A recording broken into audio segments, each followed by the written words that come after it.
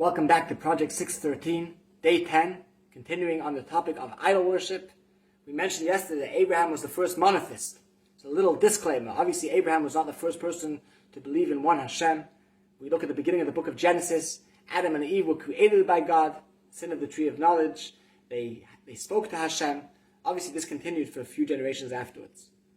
The Rambam Maimonides, whose book we're learning in the beginning of the laws of idol worship, he gives a little explanation of how this ridiculous behavior of idol worship came into the world. And he says, in the times of Enosh, who was a grandson of Adam, also recorded in Genesis, people looked up at the sun and the moon, and they said, if Hashem made the sun shine, this means that we should give a special respect, a special honor to the sun. A generation later, people came along and they said, the sun itself, the moon itself, these are gods. We have a few gods. There's Hashem and there's the sun and the moon. A generation later, false prophets and insiders came along and they took advantage of the situation.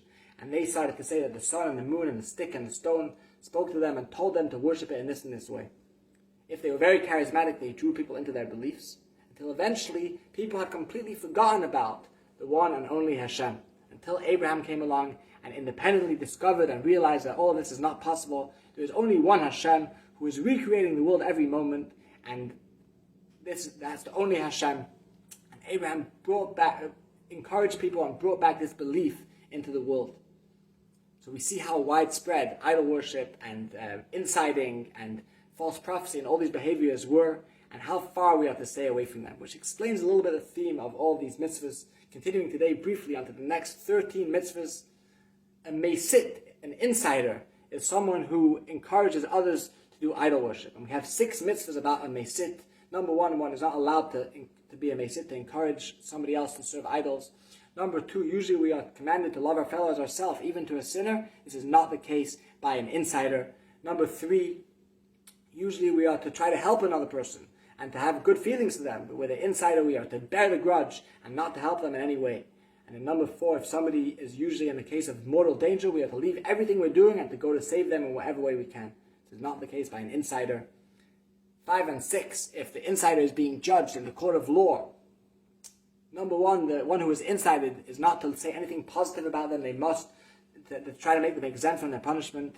And number 6, if they have something negative to say about the insider, they must say it.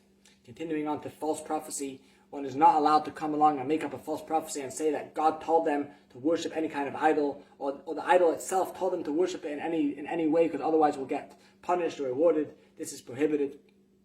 Next, if somebody does come along and say those kind of things, we are not to try to find out if they're legit or find any signs about them. We have to stay far away from them.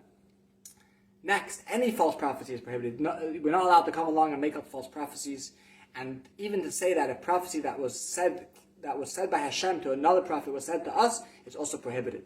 And finally, if somebody is proven to be a false prophet, we explained briefly at the beginning of the mitzvah of prophecy how we define if someone is a false prophet. Once we know they're a false prophet, we are not to listen to them in any way. We're not to fear them in any way, and not to worry that anything will happen to us if we don't listen to them. We are not allowed to make an oath in the name of any false deity or any idol, not even to get somebody else to make an oath in the name of a false deity.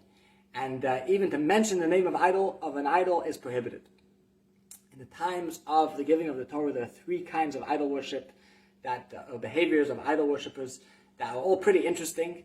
One was called Ov, Yidoni, and Molech. Ov was where they would